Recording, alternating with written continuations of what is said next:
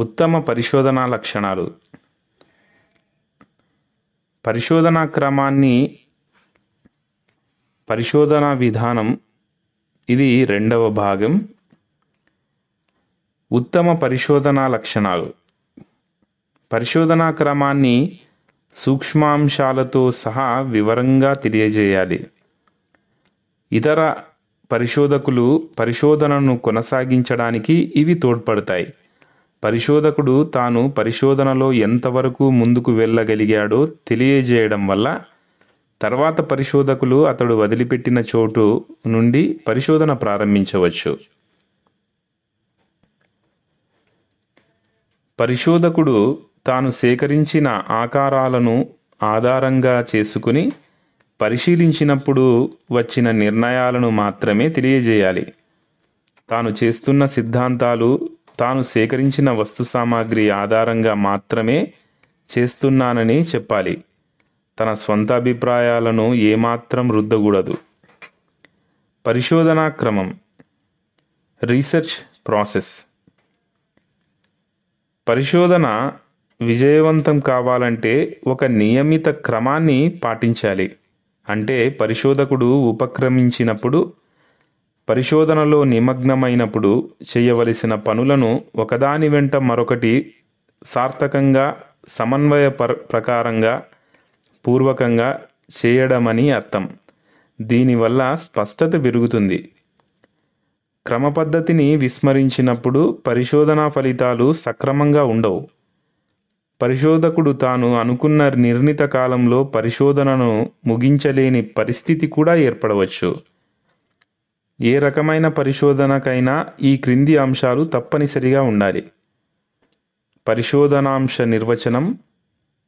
మొదటిది పరిశోధనాంశ నిర్వచనం. 2 సమగ్ర సాహిత్య పరిశీలన. 3 ఊహా ప్రతిపాదన. 4 పరిశోధనా ప్రణాళిక. 5 విషయ సేకరణ. 6 వస్తు సామాగ్రి విశ్లేషణ. 7 ఊహా ప్రతిపాదనను పరిరక్షించడం. 8 వర్గీకరణ, సమన్వయీకరణ. 9 సిద్ధాంత వ్యాస సమర్పణ, ఫలితాల ప్రకటన.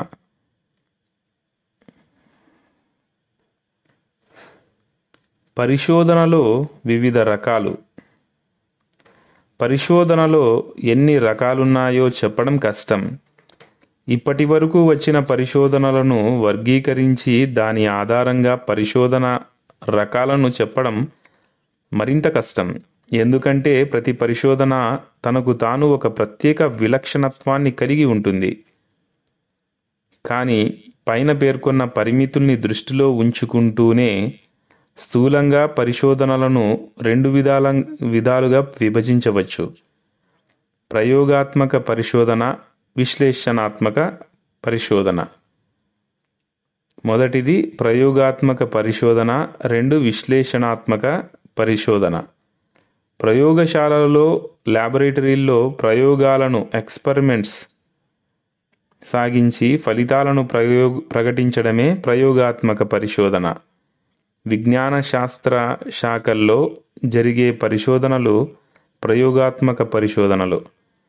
విశ్లేషణాత్మక పరిశోధన సామాజిక శాస్త్ర, చారిత్రక, ఆర్థిక, భాషా సాహిత్యం మొదలైన విభాగాలకు సంబంధించిందిగా చెప్పవచ్చు. సేకరించిన అంశాలను జాగ్రత్తగా విశ్లేషించడం, సమన్వయపరచడం, సిద్ధాంతాలు రూపొందించడం ఈ తరగతి పరిశోధనల్లో గమనించవచ్చు. పరిశోధన ఆవశ్యకత, ద ఎసెన్స్ ఆఫ్ రీసెర్చ్. నిరంతరాన్వేషణే మానవ ప్రగతికి కారణమవుతుంది. ఒక విషయాన్ని గుడ్డిగా నమ్మడం కన్నా కొంత అనుమానం కలిగి ఉండడం మంచిది. అనుమానం అన్వేషణకు దారితీస్తుంది. అన్వేషణ నూతన విషయాలను ఆవిష్కరిస్తుంది. పరిశోధనల వల్ల ప్రయోజనం అనంతం.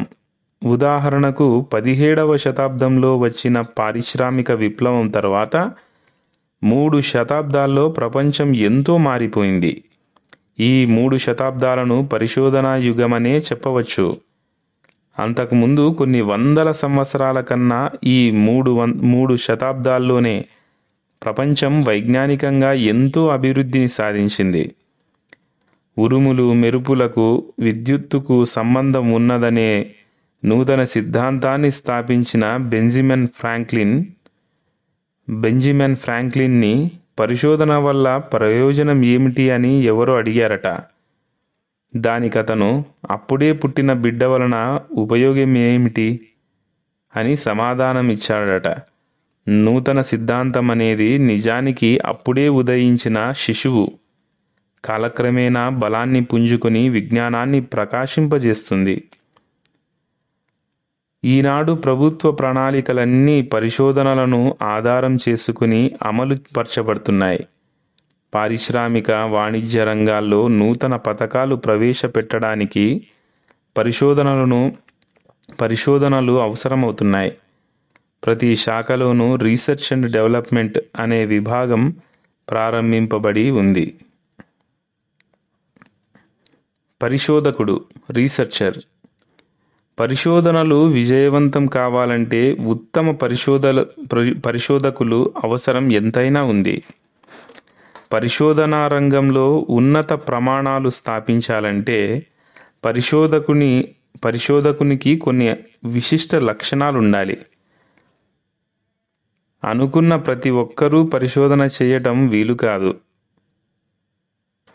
వీలున్న ఆ పరిశోధన ఉన్నత స్థాయిలో ఉండదు, ఉత్తమ ఫలితాలను ఇవ్వదు.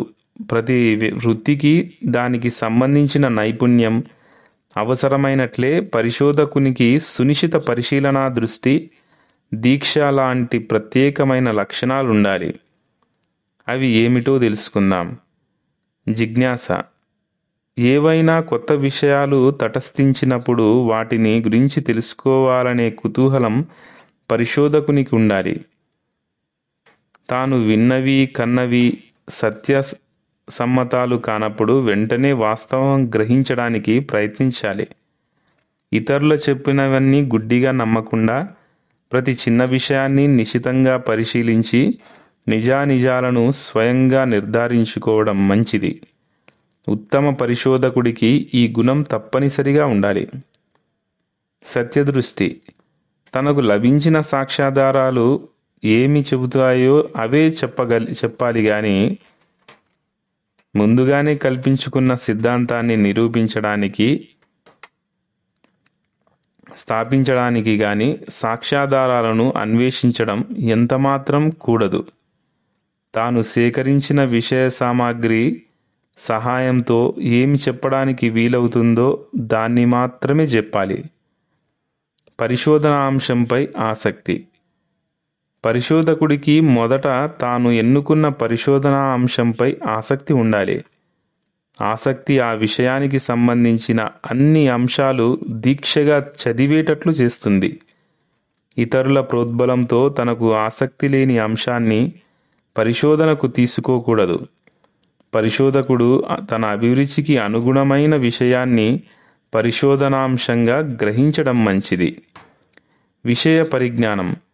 పరిశోధకుడు తాను ఎన్నుకున్న పరిశోధనా అంశంలో నిష్ణాతుడై ఉండాలి. ఆ విషయానికి సంబంధించిన పూర్వపరాలను బాగా ఆకలింపు చేసుకుని ఉండాలి. ఏ శాస్త్ర రంగంలోనైనా కొత్తగా ప్రవేశించిన వ్యక్తి నూతనాంశాలను ఆవిష్కరించలేడు. పరిశోధకుడు తాను చేయబోయే పరిశోధనా అంశానికి సంబంధించిన ప్రాథమిక వివరాలన్నీ క్షుణ్ణంగా తెలుసుకుని ఉండాలి. అలా చేయనప్పుడు పరిశోధనకు కేటాయించిన సమయం పరిశోధనాంశానికి సంబంధించిన ప్రాథమిక విషయాలను తెలుసుకోవటానికే వ్యర్థమయ్యే ప్రమాదం ఉంది.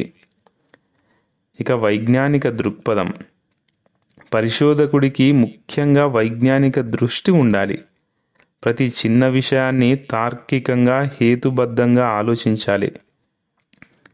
సేకరించిన విషయ సామాగ్రిని వైజ్ఞానిక దృక్పథంతో, ఆధునిక సాంకేతిక పరిజ్ఞానంతో విశ్లేషించాలి.